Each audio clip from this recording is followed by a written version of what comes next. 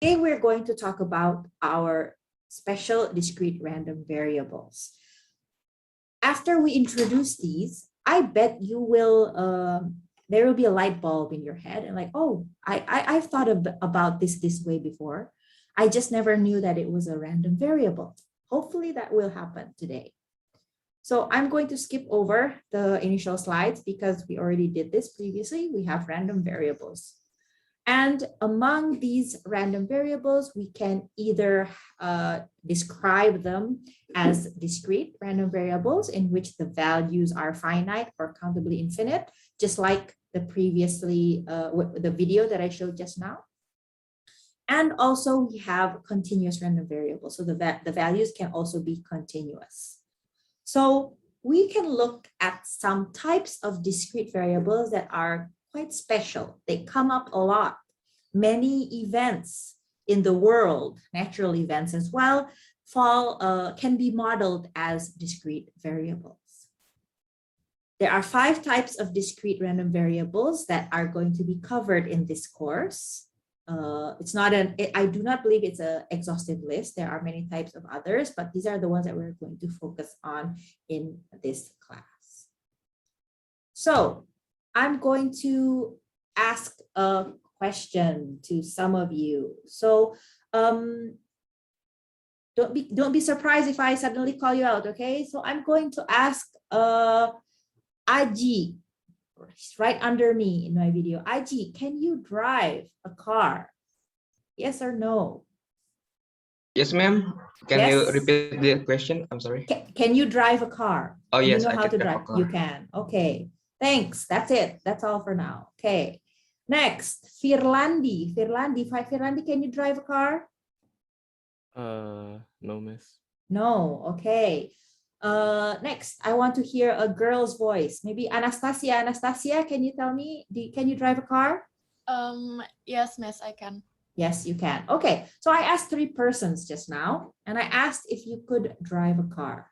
What possible answers could I have gotten from you guys? You could have said yes, success, or you could say, you could have said no. So in this case, every time I ask you that particular question, I only have 2 possible values, 1 or 0, either yes or no, either this or that, either I can drive or I can't drive. Many different types of events that we have already looked at fall into this category. For example, coin toss. We have 2 options, head or tail, yes or no. Did I leave my my sink running? Is it open or not? Is my item defective or not? Yes or no.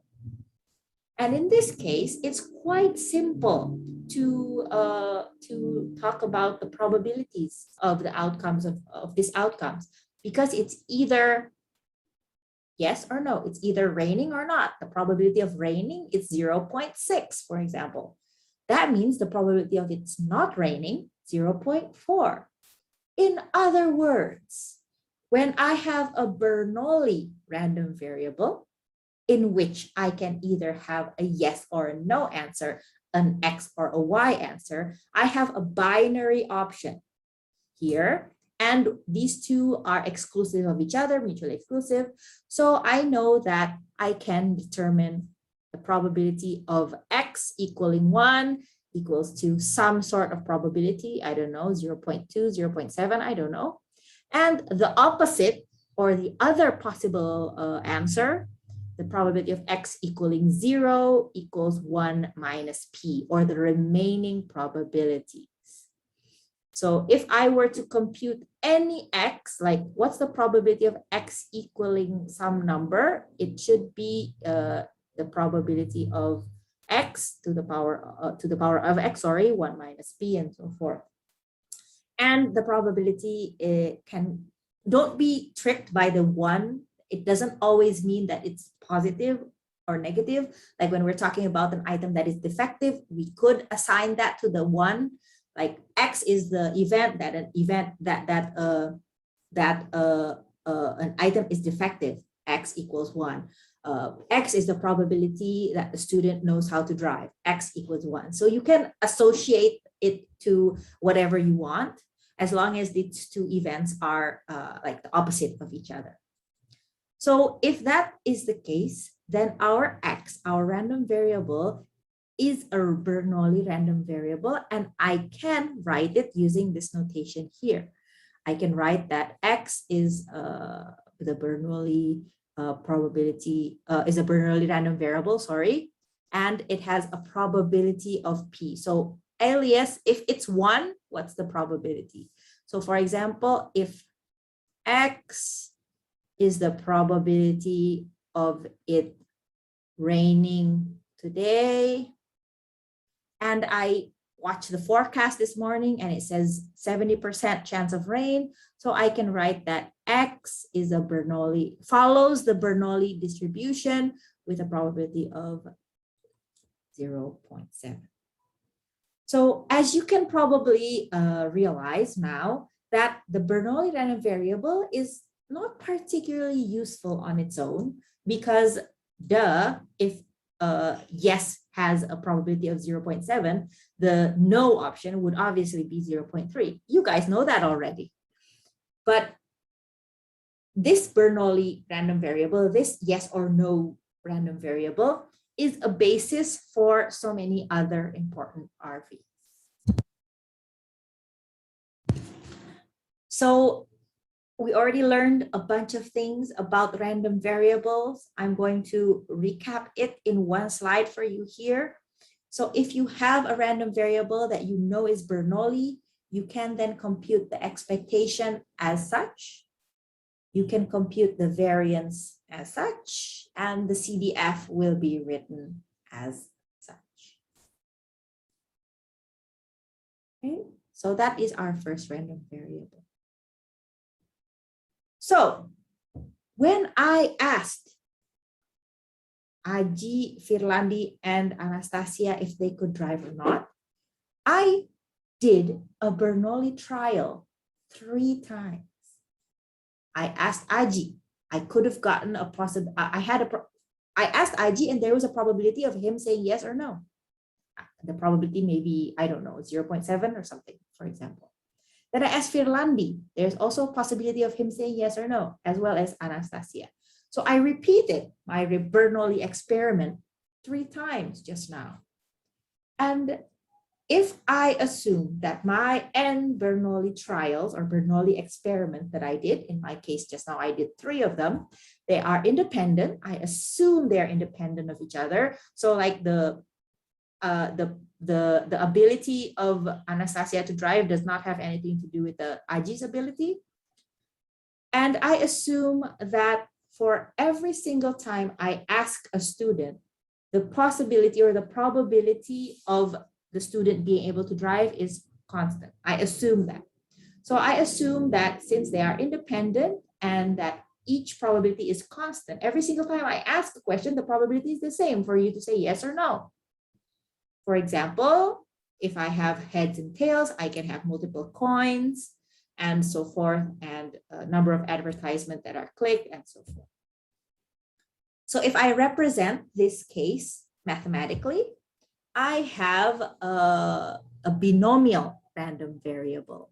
So if X represents the number of successes that occur in n trials, so how many times did I get a yes from my 3 students just now? I got it twice in this case.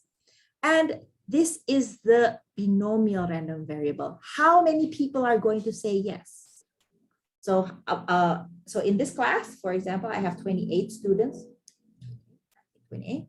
That means that for every student, I have a probability of them saying they can drive or not, 0.7, for example. And I assume that every student has the same probability. So I can repeat it over and over again in my entire class. And I would like to know the number of students that say yes. And thus, this is my binomial random variable, which I can also write as X follows the binomial distribution of n and p.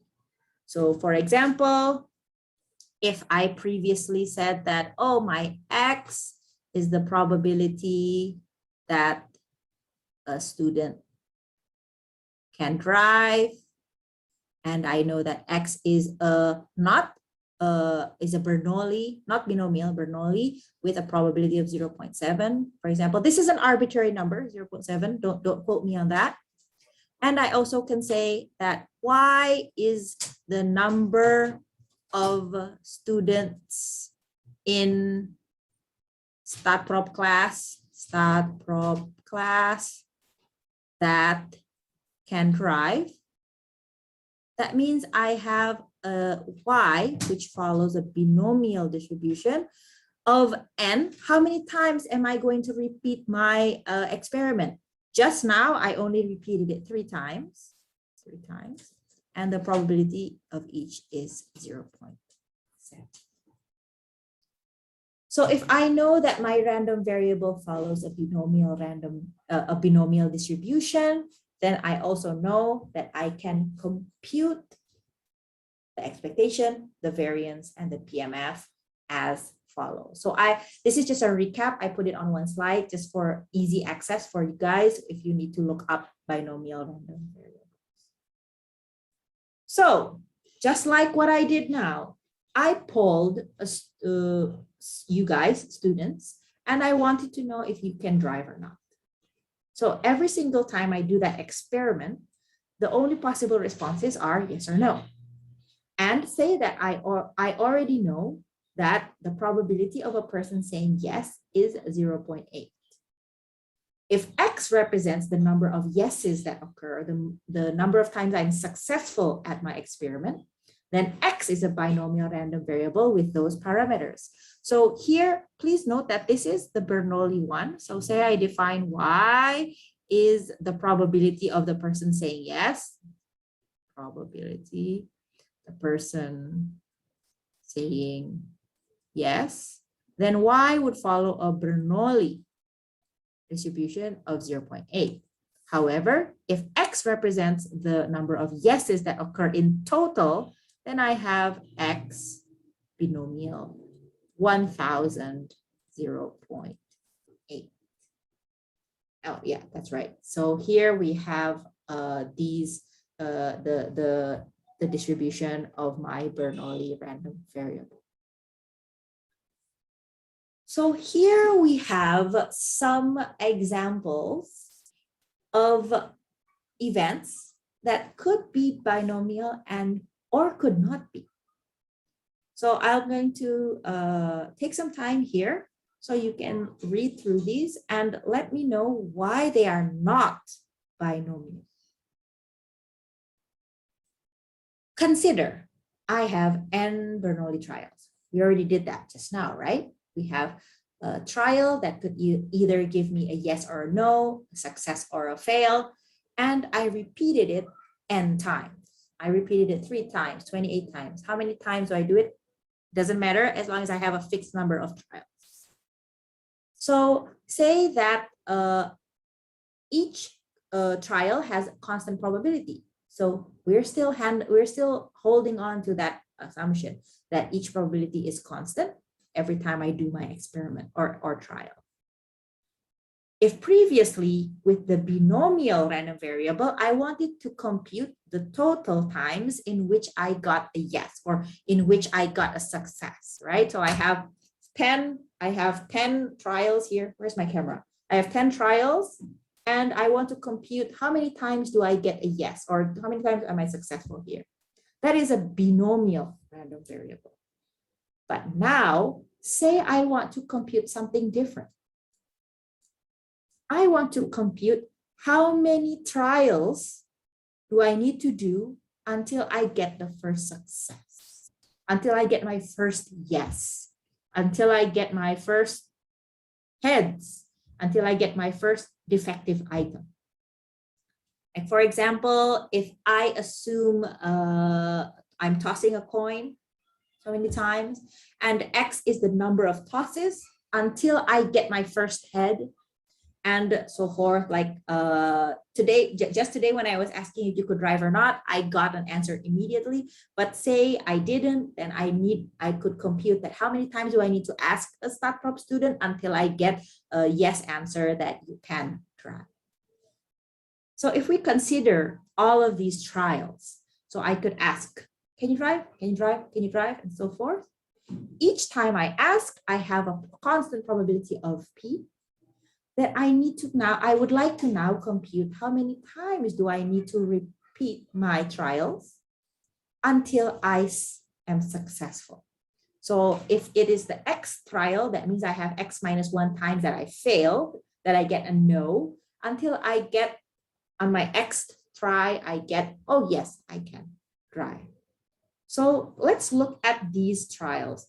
If I assume that the probability is constant over every single event here, every single trial, that means that in this case, I got a failure. In this case, I got a failure too. Sorry, 1 minus B, and so forth. I still get the failure case. But finally, on this trial, I get the success case. And thus, exactly that, the probability until the first success is the product of this trial, 1 minus P, that trial, 1 minus P, up until the the X minus 1 trial, it's 1 minus P, and the final successful trial is P. And thus, I can write the probability of X equaling X, small x, here, as how many times do I multiply 1 minus P? It's the number of failure trials. P is the number of P to the power of the number of successful trials, which is 1. And thus this, I get my PMF. This is my PMF for what's it called? Geometric random variable. So if I have a sequence of independent Bernoulli trials, each with a probability constant, constant probability of P, and X is the number of trials up to and including the first success. So when I say, this geometric, the probability of X equaling 3, that means that on my third try, I will get a success because we include the successful trial into our computation. And we can write it as such. This is read as X follows the geometric distribution with a probability of 0.6, 0.7, I don't know. And the PMF can be computed as follows. Recapping all of the info that you may need for a geometric random variable, these are the expectations, the variance, and CDF. For the PMF, you can already get it in the previous slide. Oops, okay. So in this case, say I have a collection of things right here next to my laptop. I have a couple of things. I'll show you. Okay, I have things to write in my bullet journal with. I'll show them to you. Can you see them? Oh, look at them. So see, I have N items right here, right next to my laptop. And among this N items, 1, 2, 3, 4, 5, 6, 7, 8, 9, 10. Oh, it's a good number. 8 highlighters and 2 pens. 2 pens. I'm not going to say the brand, but you cannot buy this in Indonesia anymore. So from my 10 objects here, I really like these pens. These pens are rare now. You can't buy them in Indonesia anymore. They closed down their store in Indonesia. I'm not going to say the brand. So among these 10 items, I have 2 that are special. They are a certain kind, or the kind in question, the type in question. So if I have N items, in my case here I have N, and I have R special items, here we go, 2 in my case. So if I put all of them down here on my desk and I close my eyes and I try to take one, and I get 1. So if I choose 1 items, the probability that I got this special kind, this special pen that I'm not going to say the brand of, is R over N. Makes sense, right? There are R special items, in my case, there are 2 out of a total of 10, right? That makes sense. Okay, and I put them all back, and then I go again. I put everything back, okay? So the number of pens down here are the same. So, and I take another one. Whoop, I get another pen. This time I don't get a special kind of pen. So since I kept putting back my pens every single time, now I put it back and I can take another one and I put it back and so forth. So the probability that it is a special kind on every single time I take an item is constant because I keep putting it back. So I could denote it as a binomial random variable. So I have n experiments, n trials, so I could close my eyes and take it 6 times. That means my n is 6. And every single time I take a pen, the probability is constantly, in my case, 2/10, aka 0.2. And it doesn't change every single time because I keep putting it back. I take one, I use it, I put it back, I take another one. So if I put the pen back with replacement, I could model this event or this experiment as a binomial random variable. But what if I take one pen and I put it away? I now only have 5. Oh, sorry, I only have 9 items, no longer 10. And in that case, I could model my event or my experiment no longer with a binomial one because the probability keeps changing every single time because I don't put it back. Instead, I can model it as a hypergeometric random variable. The definition of the hypergeometric random variable is when I have n items and among them I have r special items. If I take n items chosen at random without replacement, so I can take it maybe 3 items. I take 1, I take 2, I take 3 without putting them back every time. Then x is the number of special items chosen among the 3 trials is following the hypergeometric random variable distribution, which can be written as such. X follows the hypergeometric distribution with n, the number of items I choose or how many trials I go, how many times I take my items. R is the total number of special items. And n, big N, is the total number of items. So in my previous example, then my X is the number of this brand, which I'm not going to say, pens selected. And I would say X can follow the hypergeometric distribution. If I, for example, I take my pens 3 times. So 3, 2, because I only had 2 of the pens, and I have a total of 10 pens that I took in total. Once again, I have recapped all of the important things about describing the hypergeometric random variables in one slide for your reference. If I have 4 trials, 4 times taking the ball, 4 times taking my pen, if I put my pen back, I would have gotten a binomial random variable, right? But since I didn't put it back, that's why we have to use the more complex hypergeometric random variable. But you can see that these two are quite related. In fact, I can use the binomial random variable to approximate the hypergeometric random variables. If the population n, or the number of pens that I had, was a lot more or a lot bigger than the number of pens that I take. So if I had 1,000 pens and I was only taking 3, for example, then I could approximate it using a binomial random variable instead of a hypergeometric random variable.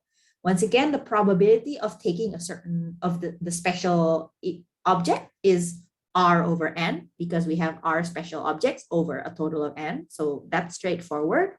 And I can compute the expectation as such, the N times probability and P. And the variance is also computable as such. We already described that here. So when N is very, very, very large, I can then approximate the variance of X as follows. So in this particular case, if N is a lot larger than the number I'm taking, in this case, I have 100 objects and I'm only taking 4, then I can approximate it using the binomial R.V. In this particular case, oh, I don't have it, right? No, I don't have it.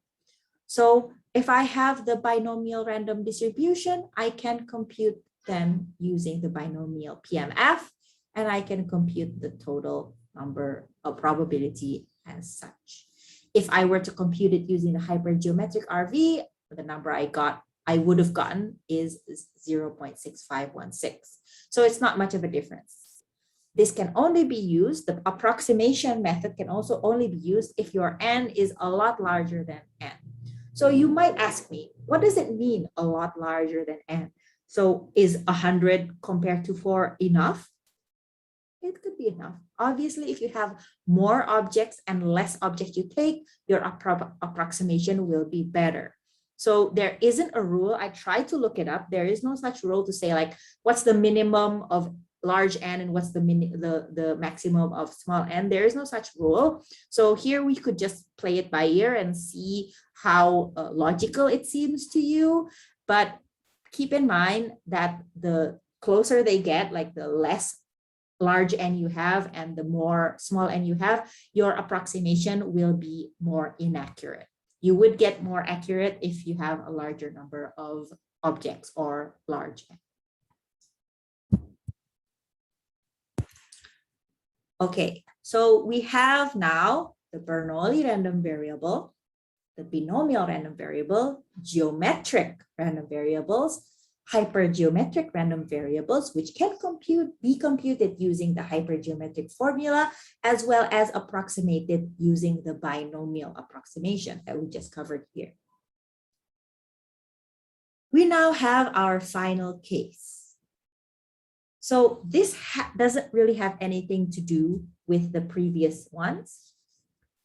So let's say that I want to compute the number of things that occur, the yes or no's, for every event that has yes or no's. How many of yeses will I get during a certain interval?